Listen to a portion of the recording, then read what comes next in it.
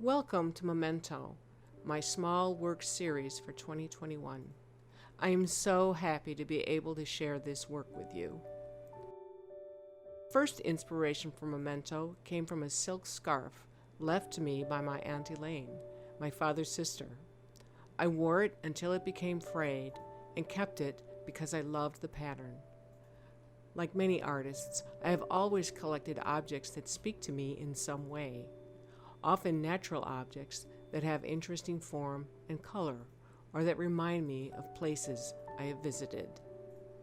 Some of these objects were given to me by family members, aware of my fondness for collecting. I decided to see if I could use the objects or photographs of them in my new series. Encaustic is such a versatile painting medium that many materials such as silk, photographs printed on thin Japanese paper, and even the porous skin of a snake can be added to the encaustic layers. As I worked to create the paintings, I discovered a deeper meaning in the objects, becoming aware that my reservoir of memories grows as I age. I sense the passage of time, knowing my life is not infinite. My art provides a way to preserve my experience as I embed images in wax. Here are some of my thoughts about the objects in Memento. The shedded snakeskin, passed on to me from my scientist sister, refers to the serpent that swallows its tail, the Ouroboros, which signifies infinity and the cycle of birth and death. My sister had collected the snakeskins from the crawl space beneath her house and gave them to me many years ago. I kept them, wondering if I would ever figure out a way to include them in my work. This series provided the opportunity. I also used a photograph of a wasp nest fallen from a tree, its papery layers a reminder of the now absent inhabitants and their fleeting lives.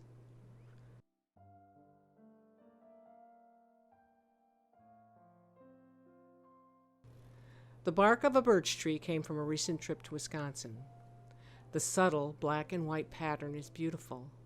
It reminds me of the earth's seasons and the tree that gave its substance back to the soil when it died. The circle shows up often in Memento and holds symbolism of completeness or a continuing cycle. It is found in my aunt's silk scarf and in many of the rust prints I used, as well as in the close-up inkjet print of a fossil from Lake Michigan.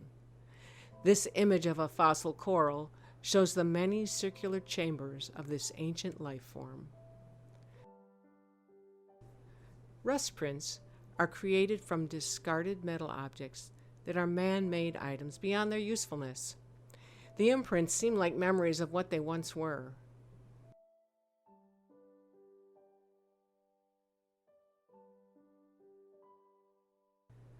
Thanks so much for listening to my story about these mementos from my life. I hope that you enjoyed the series and enjoy finding the memories within the abstractions. Maybe you will be inspired to think about the things that you carry with you and collect. Each painting was created specifically for this series and is available for purchase on the shop page of my website.